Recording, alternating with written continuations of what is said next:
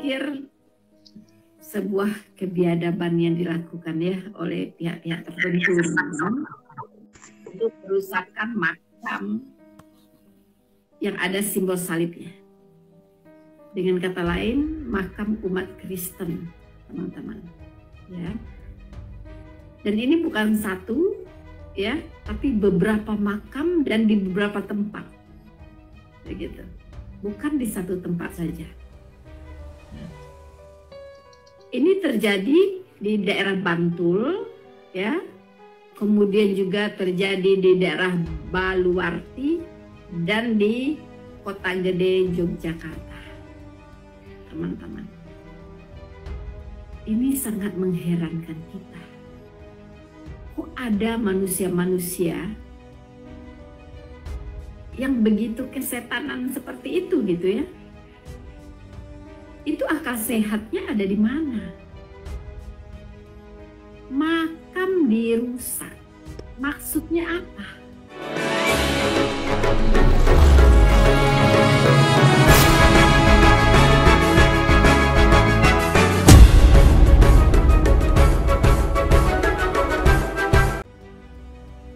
Ya. Makam mau diapapun, diapakan pun gitu ya. Ya, mau dirusak, mau dihancurin, mau diapain, nggak ngaruh gitu. Ya, sama yang sudah meninggal tuh nggak ngaruh.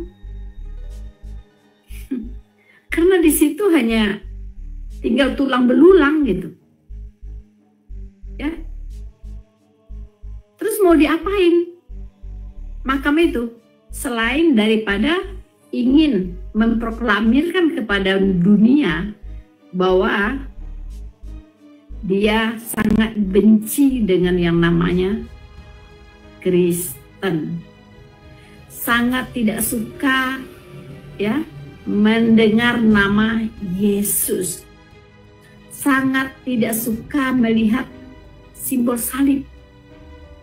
Ya. Nah, kita sudah tahu orang-orang seperti itu ada di pihak mana. Tentunya ada di pihak Satan, teman-teman. Ya. Hanya setan yang kepanasan.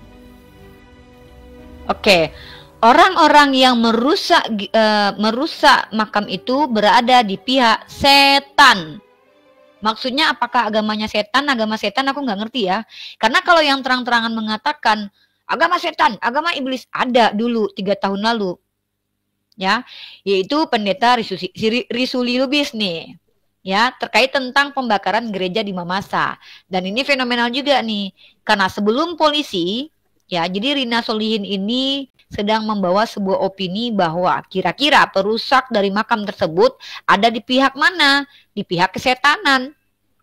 Sementara kalau Risuli Lubis itu terang-terangan bilang bahwa yang membakar gereja di Mamasa ideologinya iblis. Ini videonya untuk kita semua. Simak teman-teman betapa mereka ini gampang terprovokasi dan mereka gampang sekali menuduh tanpa perlu bukti sama sekali. Ya, aksi perusakan gereja dan pembakaran sebuah gereja terjadi di Dusun Paladan, Desa Batang Uru Timur, Kecamatan Sumarorong, Mamasa, Sulawesi Barat. Gereja tersebut dibakar orang tidak dikenal.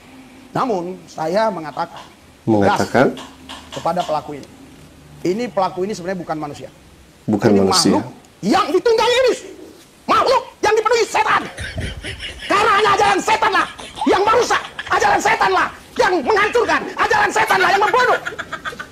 Jadi pelaku ini menerima ideologi dari iblis, dari setan. Karena ini ideologi setan. Ajaran setan. Ya, itu saya kesal. Tapi saya bukan mengutuk pelakunya, tapi ideologinya. Ideologi setan. Lepas dari negeri ini bebas. Jangan sampai ini masuk ke rakyat Indonesia, mencuci otak mereka. Sehingga mereka merusak gereja dengan semena-mena. Saya bicara Indonesia bersatu untuk menghancurkan ideologi seperti ini. Jadi kalau ada ajaran yang mengatakan halal membunuh orang kafir, halal menghancurkan gedung gereja, ini ajaran iblis, ajaran setan. Ini ajaran setan. Tidak boleh diikuti. Kalau ada orang mengajarkan halal merusak gereja, halal, membunuh orang kafir, siapapun dia, sehebat apapun orang itu, sebanyak apapun powernya. Bahkan saya mau katakan, sebagus apapun mimbar yang dia pakai, tetap ini ajaran setan.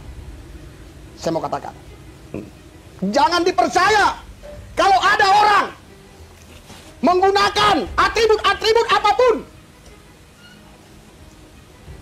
tapi mengajarkan membunuh orang kafir itu halal darahnya. Itu ajaran sesat, ajaran setan. Persoalan seperti ini sudah sering terjadi di negeri ini. Yang saya maksudkan bukan persoalan ini yang ditangani dengan baik. Ini pasti saya yakin ditangani dengan baik, pelakunya ditangkap. Tapi jangan berhenti sampai di situ. Siapa dalangnya? Dari mana ajaran itu dia dapatkan? Karena pelaku ini pasti nanti ditangkap polisi, bisa-bisa sudah ditahan. Saya tidak mengikuti begitu secara detail. Saya kalau mengingat ini teman-teman, 3 tahun lalu ini menjadi sangat kocak dan lucu sekali ya. Dimana berapi-rapi dia mengatakan ajaran setan, ajaran iblis, ideologi setan, ideologi iblis. Ternyata pembakaran gereja di Mamasa justru dilakukan oleh jemaat gereja itu sendiri. Fakta-fakta terkait tentang pelaku pembakaran gereja Toraja Mamasa disebut punya gangguan jiwa. Ya, dan pelakunya adalah teman-teman, ternyata pelakunya adalah siapa? Persekutuan Gereja-Gereja Indonesia PGI memastikan pembakaran gereja Toraja Mamasa Jemaat Batang Uru Timur Sulawesi Barat dilakukan jemaatnya yang memiliki gangguan jiwa. Dan saya fokus di poin perilaku. Perilaku mereka adalah terbiasa menuduh, angkat konten dulu, heboh dulu, baru nanti malu belakangan. Dan itu pun mereka mungkin nggak punya rasa malu. Dan apa yang dilakukan oleh Risuli Lubis ini dan Rina Solihin, ternyata bukan cuma mereka saja. Ketika kita lihat, kita cek komentar di video yang mengangkat tema pengerusakan makam di daerah Jawa tersebut, di komentar tuduhan terhadap agama Islam. Yes. Dan saya akan tunjukkan satu persatu untuk kita komentari betapa mereka betul-betul memiliki kebencian, tidak butuh informasi lanjutan. Dan ini yang tidak boleh kita lakukan sebagai umat Islam. Di sini kalau kita lihat, fakta itu menyakitkan kawan. Ramai kecaman terhadap pertanyaan Christina Ginting terjawab sendiri oleh mereka. Malu ya? Baru dijawab beberapa orang bahwa pelakunya adalah orang Kristen sendiri. Lanjut. Ya. Siapa lagi pelakunya kalau bukan itu tuh tahu kan? Tebak agama. Mereka bawa-bawa agama di sini. Lanjut. Bukti ucapan Christina Ginting tidak rekayasa. Lanjut. Realita bahwa Christina Ginting mengucapkan fakta-fakta tentang Islam. Lanjut. Itu sunnah dan ajaran mereka. Bayangkan mereka ramai-ramai berkomentar tanpa perlu bukti. Mereka tidak perlu cross-check lagi siapa pelakunya. Mereka pastikan pelakunya umat Islam. Christina Ginting betul 100%. Hayo tebak agama. Lanjut. Mereka 5 kali sehari mencari surga, tapi luput mencari kedamaian. Pelaku pasti orang yang taat beragama, soleh, penjaga akhlak akidah ahli surga. Lanjut. Good job Christina Ginting. Christina Ginting ternyata betul kan ucapannya? Lanjut. Ya. Itu adalah segelintir komentar-komentar yang dilakukan, yang dibuat oleh orang-orang yang saya tidak akan tuduh agamanya apa. Tapi mustahil mereka adalah agama Islam. Kenapa? Karena mereka membawa-bawa Islam. Berbicara tidak menggunakan data dan fakta dan beramai-ramai membenarkan apa yang disampaikan oleh mereka sesama mereka tanpa memberikan fakta dan data. Ini sama dengan memframing, menuduh, menyebarkan kabar hoax dan bahkan memprovokasi. Ya. Makam mau diapapun, diapakan pun gitu ya. Ya, mau dirusak, mau dihancurin, mau diapain, nggak ngaruh gitu. Ya, sama yang sudah meninggal tuh nggak ngaruh. Karena di situ hanya tinggal tulang belulang gitu. Ya. Terus mau diapain?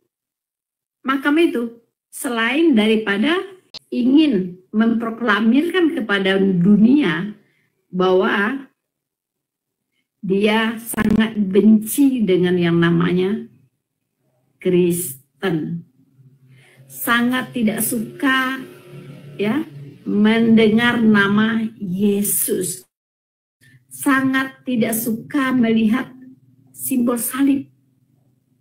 Ya, nah kita sudah tahu orang-orang seperti itu ada di pihak mana. Tentunya ada di pihak Satan, teman-teman. Ya, hanya setan yang kepanasan.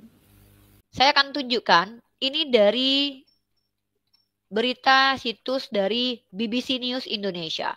Fakta-fakta perusakan makam di Bantul dan Yogyakarta, bagaimana publik harus menyikapinya. Dan ternyata pelakunya itu bukan beragama Islam, melainkan siapa pelaku perusakan makam di Bantul dan Yogyakarta? Pada Senin sore, Polsek Kota Gede mengamankan siswa SMP berusia 16 tahun sebagai terduga pelaku perusakan TPU Baluarti. Remaja berinisial ANFS itu diklaim polisi sebagai warga Banguntapan, Bantul dan beragama Kristen. Artinya, yang melakukan kejahatan ini agamanya adalah Kristen. Saya akan tunjukkan satu video dari seorang murtadin perempuan bernama Rina Solikon. Ya, kenapa saya sangat-sangat ini sekali dengan perempuan ini, banyak sekali syubhatnya. Bahwa perempuan ini mengatakan, si Solihin ini mengatakan, kata-kata yang sebenarnya sedang menelanjangi agamanya sendiri.